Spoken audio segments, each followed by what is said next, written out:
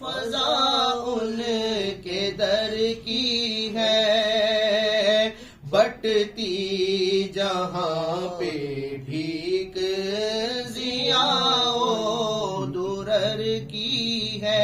ضیاء روشنی نور کو کہا جاتا ہے، درر جو ہے وہ در کی جمع ہے، در کہتے ہیں موتی کو، وہاں رحمت کے موتی بٹتے ہیں اور نور تقسیم ہوتا ہے۔ بٹتی جہاں پہ بھیک ضیاء و درر کی ہے۔ اور حضور کی بارگاہ میں جب محتاج آتے ہیں تو ان محتاجوں کو تاج ملتا ہے، ان کو بادشاہت مل جاتی ہے۔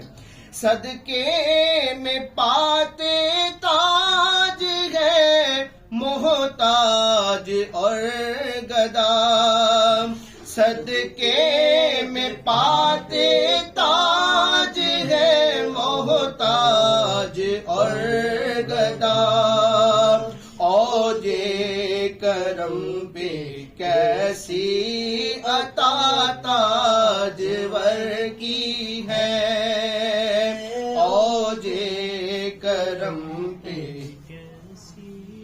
عطا تاجور کی ہے۔ نعمت جو پا رہے ہیں سلاطین اور گدا، سلاطین یعنی جو بادشاہ، دنیاوی بادشاہ جو نعمتیں پا رہے ہیں وہ نعمتیں ہوں، یا جو ہم جیسے منگتے اور گدا پا رہے ہوں وہ نعمتیں ہوں، سب یہ رب کا دیا ہے اور پیارے مصطفیٰ کی تقسیم ہے۔ نعمت جو پا رہے ہیں سلاطین اور گدا، فضل خدا سے بھیک یہ سب ان کے گھر کی ہے، فضل خدا سے بھیک یہ سب ان کے در کی ہے۔ خالی کبھی گیا ہی نہیں سائل و گدا، خالی کبھی گیا ہی نہیں سائل و گدا۔ وجہ کیا ہے؟ یہ بارگاہ ناز شہ بحر و بر کی ہے۔ بحر کہتے ہیں سمندر کو اور بر کہتے ہیں خشکی کو، کہ اللہ کی عطا سے پیارے آقا علیہ السلام خشک و تر کے مالک ہیں، تو یہ حضور کی بارگاہ، یہاں سے کوئی بھی سائل مانگنے والا اور گدا بھکاری جو ہے وہ خالی ہاتھ نہیں لوٹتا۔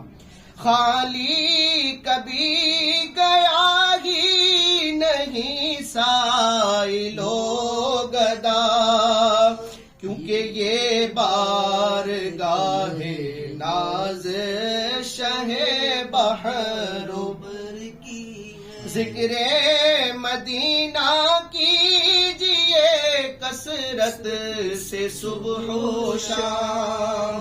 ایک روایت میں ہے کہ من احب شیئا اکثر من ذکری، او کما قال، کہ انسان کو جس شے سے محبت ہوتی ہے اس کا ذکر کثرت سے کرتا ہے۔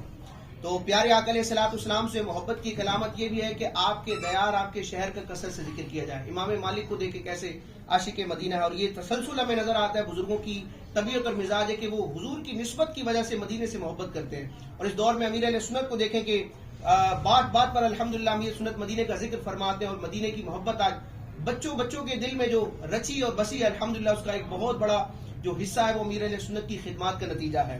تو یہ ذکر مدینہ ہم صبح و شام کیوں کرتے ہیں، بلکہ یہاں تو کہا جا رہا ہے کہ کیجئے صبح و شام ذکر۔ وجہ کیا ہے؟